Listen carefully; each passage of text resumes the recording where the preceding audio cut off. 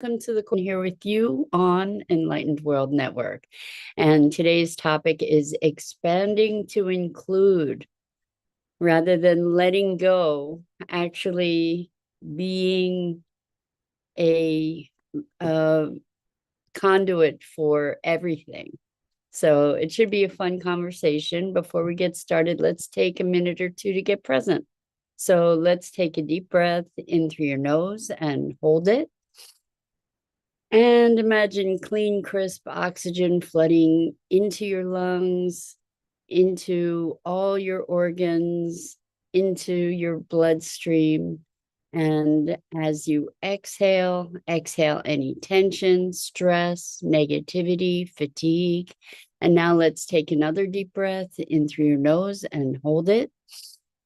This time, imagine brilliant, bright light flowing into every molecule, every electron, every cell, illuminating and energizing and creating a brilliant beam of light and energy from your heart out into the world. And as you exhale, exhale any remaining tension, stress, negativity, fatigue. And now let's press our palms together. Vigorously rub your hands together to feel the friction, the temperature, the pressure, the motion, the tickling and tingling when you stop, and allow all those sensations to bring you present right here, right now, into this remarkable physical form that enables you to experience life. Welcome, welcome, welcome. So, we've spoken about this before. Good morning, Rosalind. Welcome. So good to have you joining us this morning. And welcome to everybody else who's joining us. We've spoken of this before, but we haven't revisited it for a little while. So we hear a lot about letting go. And as Westerners, we're conditioned to be acquisition oriented rather than letting go of things, right? We're more into accumulating somehow than we are to letting go. So rather than struggle against that notion of letting go, what is an option that is maybe even more effective for us, particularly as Westerners, is to expand to include. So what does that mean? It means to allow ourselves to include, for instance, the parts of ourselves that we may have exiled or that we haven't approved of or that we have denied, to include those as part of ourselves. In other words, to expand our identity, to expand our definition of self, so that we're not limited by the constraints of certain notions, limited notions of who we are.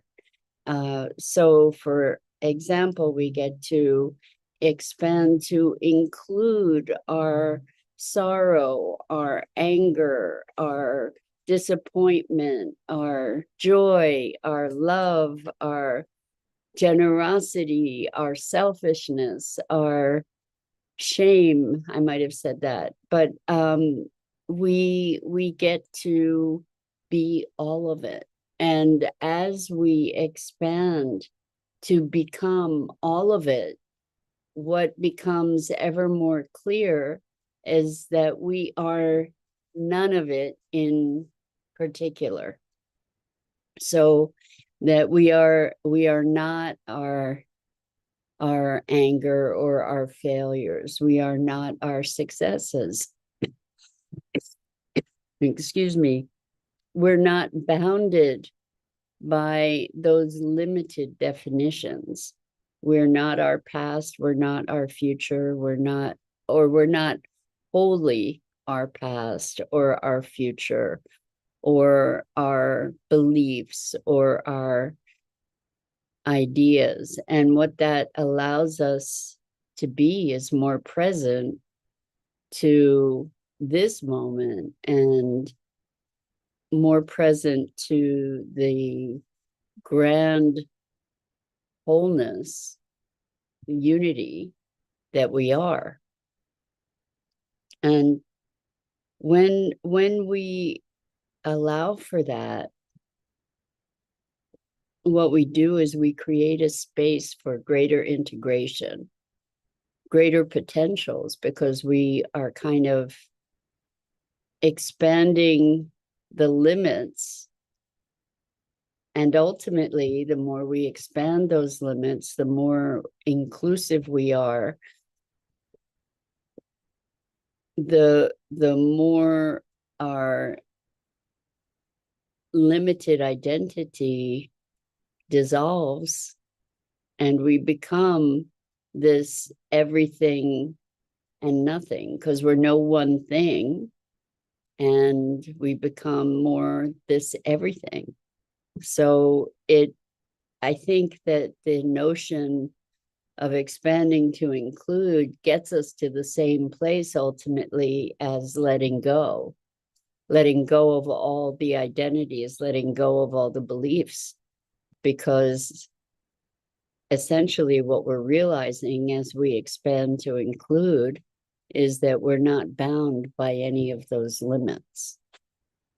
So what's available to us as we become unbounded?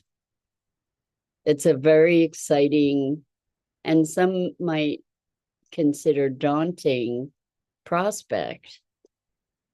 We often manufacture our limits to propagate a sense of safety, because or control, because then we can operate under the illusion of certain boundaries, and then we live within those boundaries as if they're truth. And then in living within those boundaries as if they're truth, we then affirm those boundaries and we kind of make them into truth. So we've talked about spells and spell casting or programming, which is kind of the one and the same thing. This notion of spells is not necessarily something that is relegated to magic.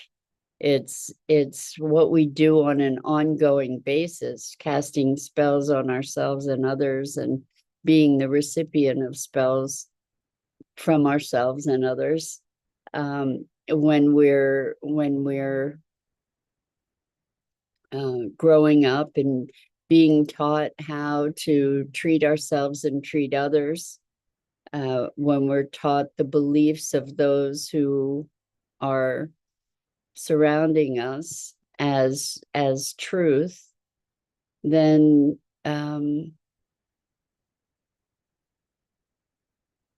we often don't see that conditioning, that programming. And when we start to, we can expand to include that. We can expand to include the parts of ourselves that are avoidant, rather than judging those parts, rather than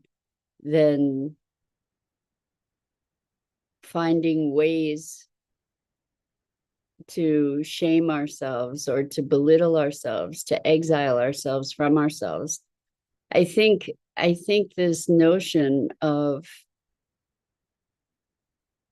self-judgment, where we're evaluating parts of ourselves, we're telling ourselves that we're not good enough or that we did wrong, or we're creating all these assessments of ourselves and others, is very much a function of a society where we're operating from a foundational assumption of inadequacy, like we're not good enough. And so if we can expand to include that part of ourselves that says we're not good enough, that maybe if we can allow that to be, as one of the very many, many, many, many, many mirrors of self. And, you know, we're walking kind of in a hall of mirrors all the time, where we're putting out this frequency, thoughts, beliefs, ideas, emotions, and they're being mirrored back to us in all kinds of distortions, or maybe even accurately sometimes. That as we expand to include this notion that we're in this house of mirrors, that can help to free us, rather than pretending that everything's that we're not in a hall of mirrors, to pretend that that we're not in this dynamic feedback kind of loop. I think maybe once we recognize that we're in a hall of mirrors, it allows us maybe to be outside of it as well. And it's kind of like the power that we can access when we're able to call out our fears, name our fears, recognize them, bring them into the light. They lose some of their potency.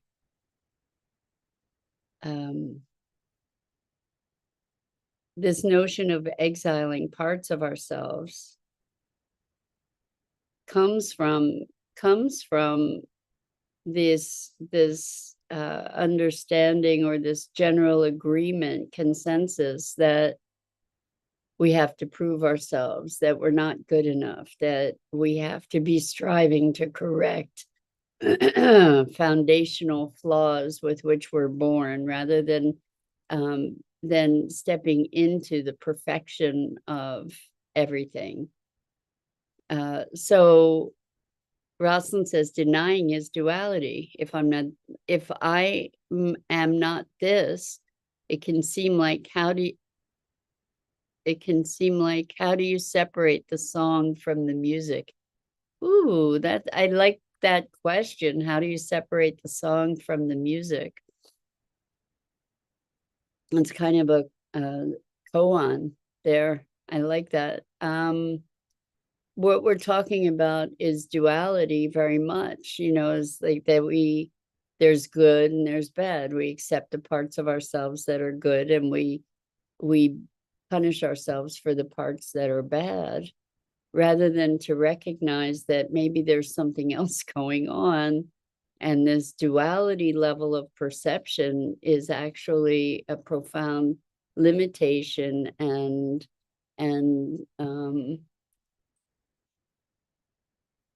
oversimplification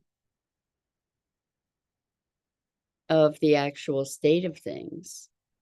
That there's this spectrum of experience, and it's like cutting out the moon so that we can only see the light of the sun. And instead of standing back and looking, hey, there's the whole dynamic to this universe. Or it's like cutting out the night in favor of the day, and not recognizing that all of that is part of the same cycle. That as we come to a place where we can embrace all of it, all of ourselves, all of the pain and suffering in the world, and all of the joy and ecstasy that's available as well. One polarity defines the other. So in fact, they are part of a greater whole. It was really interesting yesterday.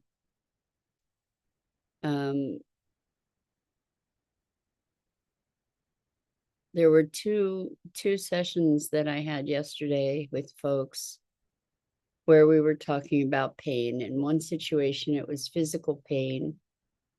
and which started then to be connecting to the pain of the world. Actually, 3 sessions. It's so interesting how these themes sort of percolate through a day. Another was being kind of a pain eater, like a vehicle through which the pain of the world is processed. And the third was acknowledging the pain of the world as just part of this larger symphony of experience, and that it's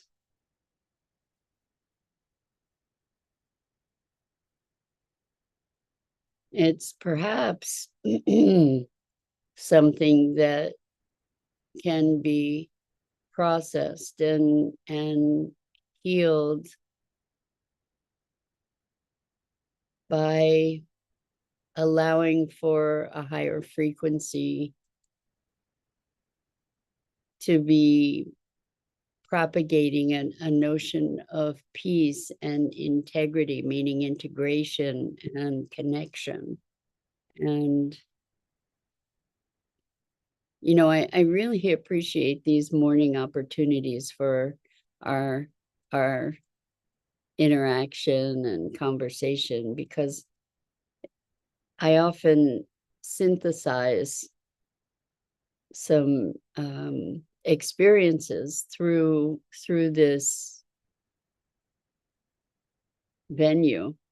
And as I'm thinking back on the sessions that I did yesterday, there was a lot on so many different levels. There was a lot about processing the pain of living, the pain of living as human beings, and all the conflict and the polarity and the polarization. And it was so interesting to experience the different revelations from these, not 3 now, as I'm thinking about it, but 4 different people through meditating for peace was one of the things that arose in one of the sessions, and being here to raise the frequency of the planet. Another was eating the pain of the world and processing it out,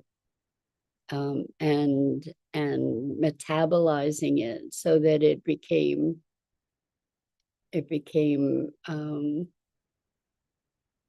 well processed. So Rosalind says perhaps the practice is to recalibrate, or attunement. I think attunement, in order to attune, we often need to recalibrate, right? But there's a level of recognition around this pain also as part of an illusion of the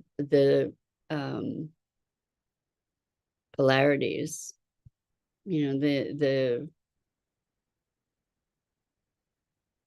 illusion of our manifest physical lives.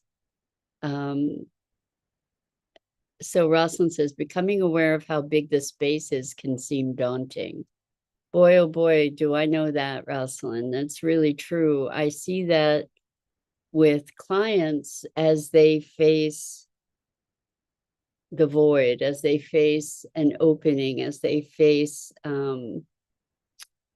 the vast possibility. Often people will just shut down and literally put obstructions in their way at the face of that, where it's just so daunting and overwhelming to be contemplating the vast unknown of that, of this big space, of this endless space, really. So yeah, I have seen clients just kind of exit exit and avoid and go dark because the vastness of those potentials is just so challenging to our limited notion of self.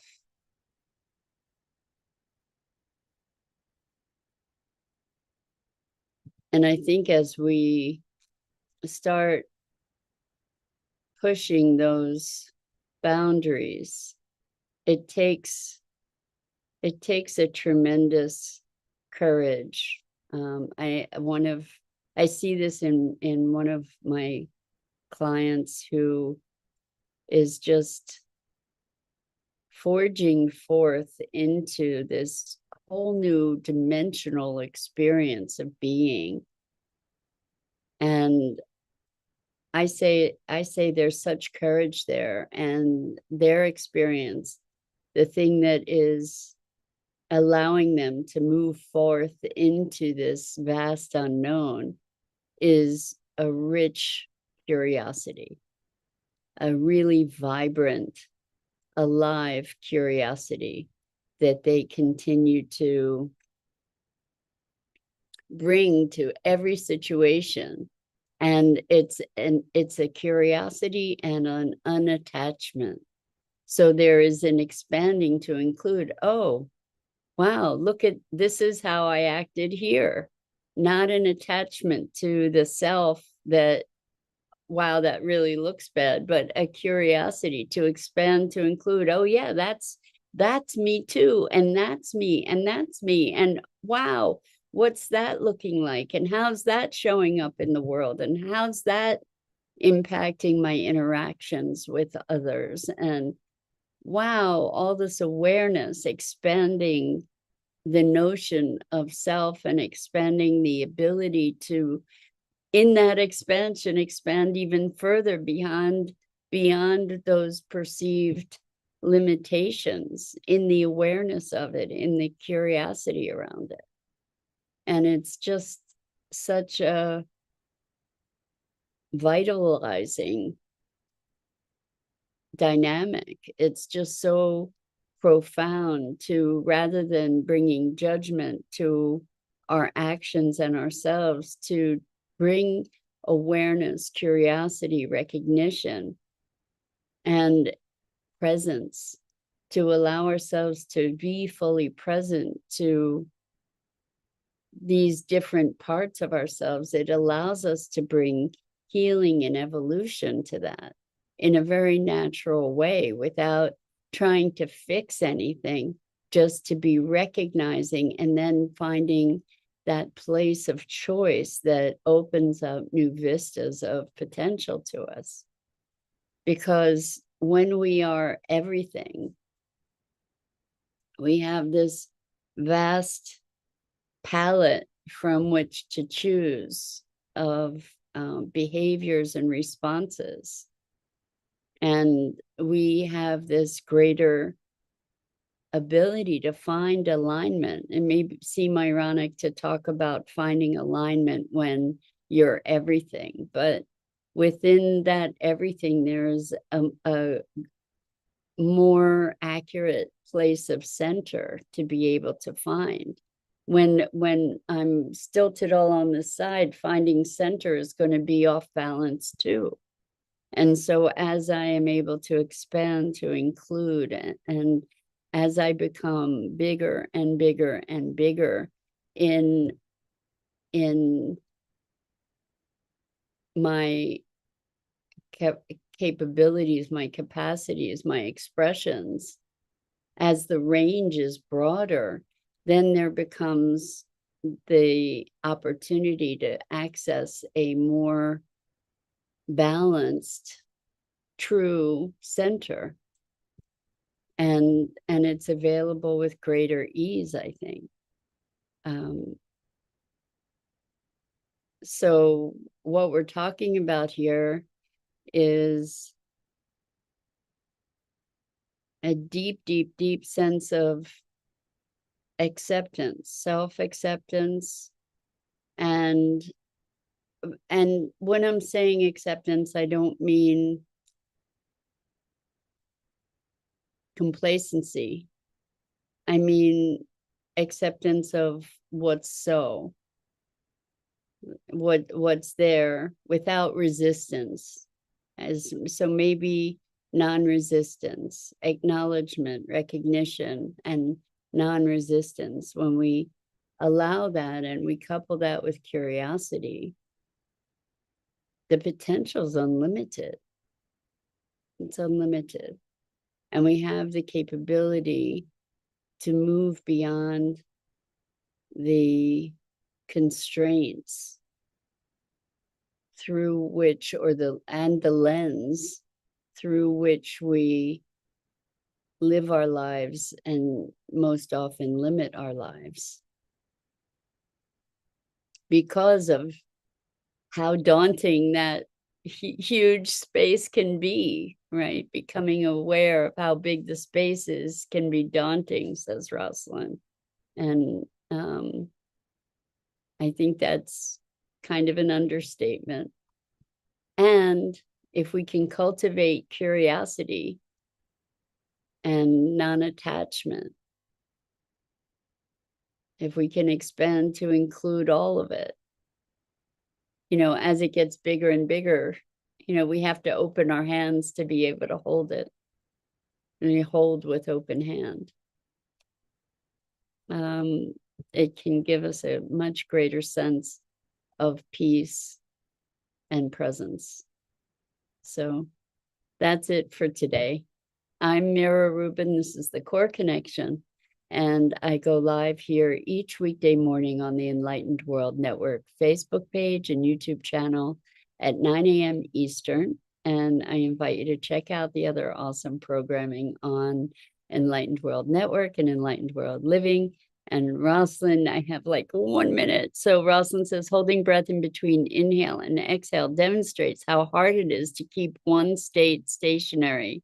Then when the breath happens without holding and evens out, helps to release tension carried in the body, symbology of our boundaries. That's beautiful. It's beautiful. And the in-breath and the out-breath is like, let's breathe in fullness. Let's breathe out fully. Anyway, I'm so graced to have these opportunities to communicate with you, and I'm so grateful to you for that. And so until next time.